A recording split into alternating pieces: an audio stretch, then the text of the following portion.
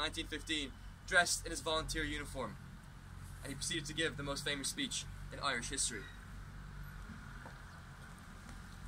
It has seemed right, before we turn away from this place where we have laid the mortal remains of O'Donovan Rossa, that one amongst us should, in the name of all, speak the praises of this valiant man, and endeavour to formulate the thoughts and the hopes that are in us as we stand under his grave. And if there is anything that makes it fitting that I, rather than some other, rather than one of the grey-haired men who were young with him, and who shared in his labours and in his sufferings, should speak, it is perhaps that I may be taken as speaking on behalf of a new generation who have been rebaptised in the Fenian faith and who have accepted the responsibility of carrying out the Fenian programme. I propose to you then that here by the grave of this unrepentant Fenian we renew our baptismal vows. Here by the grave of this unconquered and unconquerable man we ask God, each one for himself, such unshakable purpose, such high and gallant courage, such unbreakable strength of spirit as belonged to O'Donovan Rossa.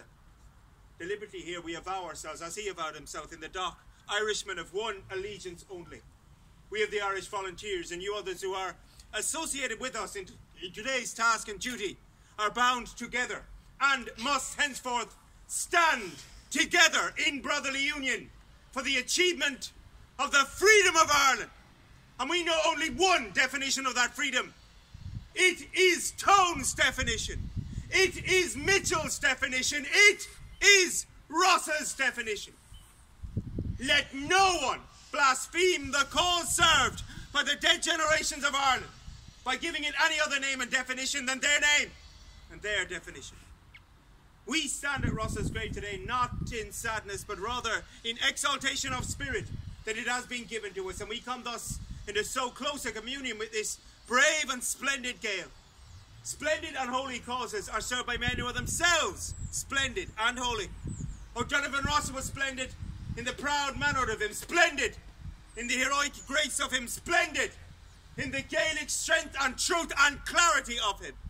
And all that splendour and pride and strength was compatible with humility and a simplicity of devotion to Ireland, to all that was olden and beautiful and Gaelic in Ireland. A holiness and a simplicity of patriotism of an Ono Growney or a Michael O'Cleary. The clear, true eyes of this man who, almost alone in his day, visioned Ireland as we today would surely have her. Not free merely, but Gaelic as well. Not Gaelic merely, but free as well. And so, in closer spiritual communion with him today than ever before, or perhaps ever again, and in close spiritual communion with those of his day, living and dead, who suffered with him in English prisons, and in a communion of spirit with our own dear comrades who suffer in English prisons today, and speaking on their behalf as well as our own, we here dedicate to Ireland our love and to English rule in Ireland our hate. This is a place of peace, a place sacred to the dead, where men should speak with all charity and all restraint. But I hold it to be a Christian thing, as O'Donovan Rossa held it, to hate evil, to hate untruth, and to hate oppression, and by hating them, to strive to overthrow them.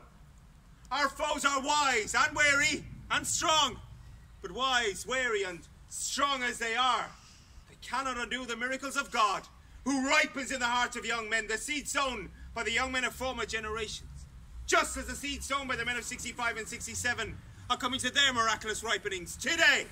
Rulers and defenders of realms must needs be wary if they're to guard against these processes, for from death springs life, and from the graves of patriot men and women spring living nations.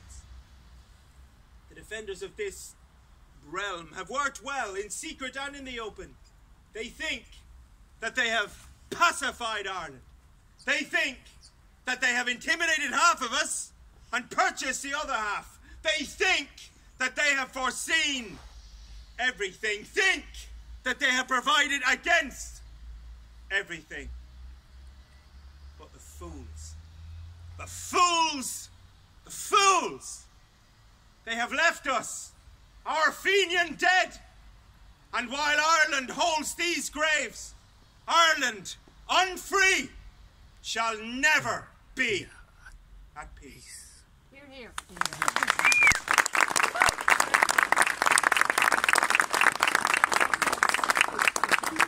30,000 people assembled here at Glasnevin that day went home with a new fire of nationalism burning in their hearts. 9 months later, the 1916 Rising had come and gone. Patrick Pearse had been executed. He went from being unknown at Glasnevin Rossa's grave to being the most household name in Ireland. In the words of W.B. Yeats, all change changed utterly. A terrible beauty was born. And Ireland was on its way towards achieving independence. So if Niall's group can just finish up with him now, and Paddy's group, you